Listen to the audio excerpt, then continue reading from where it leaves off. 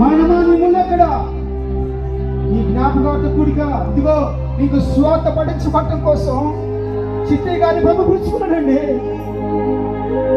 ఆయన మరణము నీకు విజయాన్ని ఇవ్వాలని, చిట్టి గారి మరణము నీకు విజయాన్ని ఇవ్వాలని, చిట్టి గారి మరణము నీకు విజయాన్ని ఇవ్వాలని, నువ్వు తీర్పులోకి రాకూడదని, నువ్వు మానవులోకి పోకూడదని ప్రభా సహాయం చేయండి అయ్యా.